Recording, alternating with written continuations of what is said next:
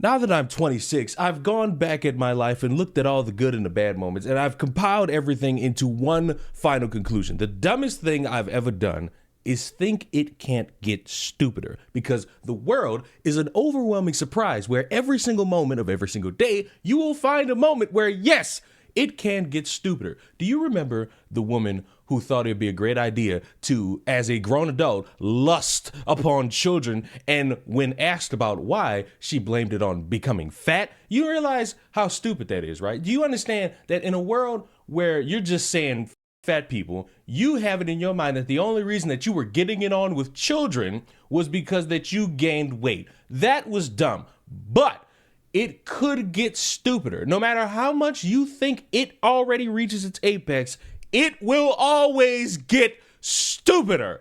Case in point, substitute teacher had coitus with a boy who was 11 years old during play dates and then blames him for coming on to her. I don't even feel comfortable reading the rest of this because I'm going to go through an entire article where they talk about how they were teacher and student and how on days they would come in and then they would schedule their play dates and then they would get caught, probably by the kid's parent. And then the kid would say, "This woman touched me," and she would be brought in for questioning. And then she's going to sit there and say, "Oh, well, you know, that child came on to me." You are a grown ass adult. How do you come into a situation where you're going to your job, your place of employment, where you make money for a living, and you say, "All right, class, here's what we're going to learn today." And all of a sudden, I guess Mr. Suave comes in the room with one of those strong chins, raised eyebrows, says, "Hello, baby, how are you today?" And you just so fucking miserable that you swoon over that? Fuck you! Let's see if I'm right.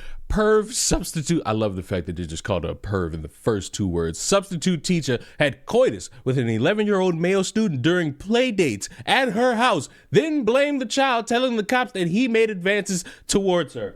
Told y'all, I'm just right all the time. Disgraced sub Allie Bardfield, terrible name, 34 years old, terrible age, also exchanged messages and explicit photos with the boy over Snapchat and sent him hundreds of dollars through Cash App.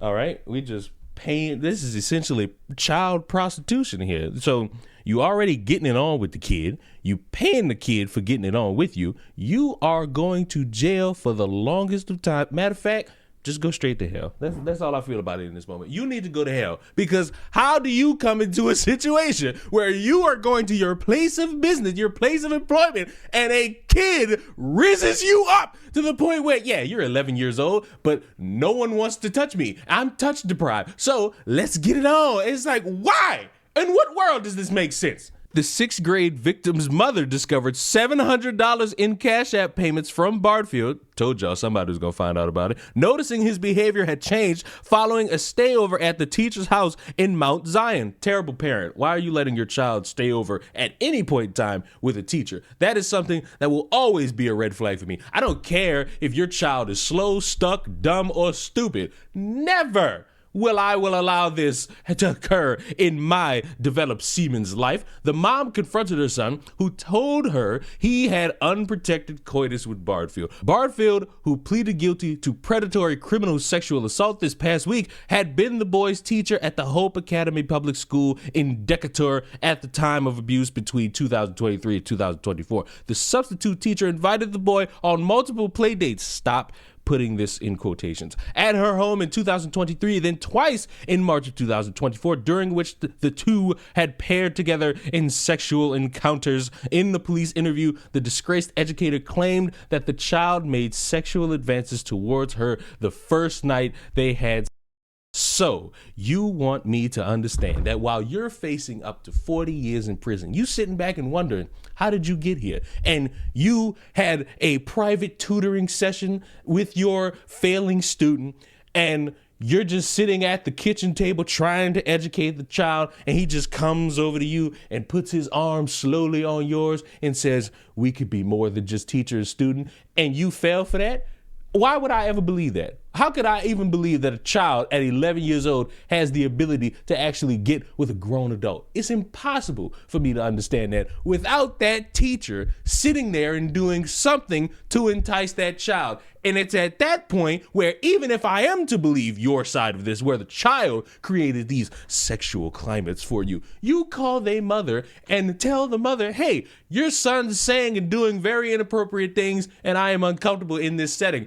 But I have to remind you that I live in a world full of people that will chomp at the bit at any moment to be touched by anything. And if you allow yourself to be rizzed by a child, you're the one going to jail, because 99 out of 100 times, everybody's going to believe that you're just the sexual predator who's lusting after children and is a fucking child molester before they even think to themselves, yes, the child is the one who got fucking game. It's bad enough that the school year just started for some people, and they're going to have to deal with the fear that we're probably not making it out of August without a school shooting. 2 News begins with breaking news.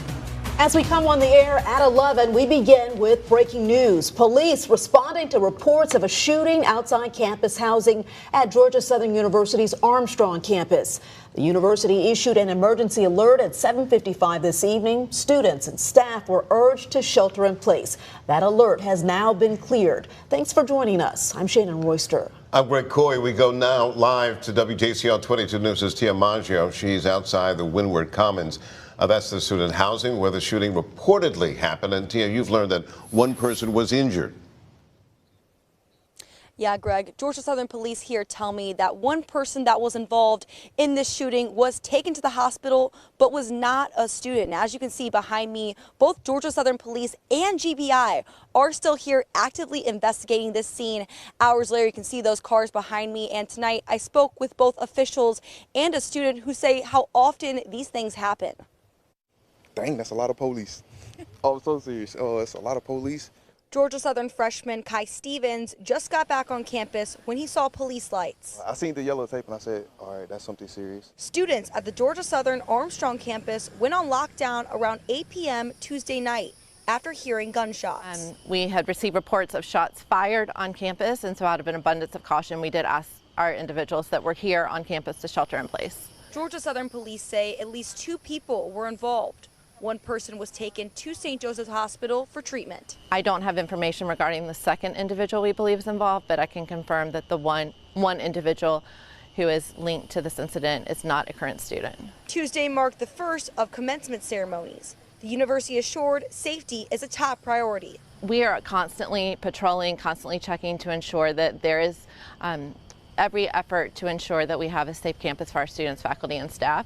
I don't need the extra element of teachers getting it on with students. Can we just keep that as quiet as possible? Not quiet. Can y'all just not do that? If you are getting rizzed up by children, if you're lusting after children, I have a solution. Go out, find some adults who would want to touch you because they're also touch deprived, and y'all just start touching each other with consent, and y'all just get it on with consent, and y'all have the time of y'all lives with consent. That way you'll be nice and satisfied, and you won't have to look at a child and think to yourself, because that's just evil and you're sick in the head. And no, I will not have in-depth conversation about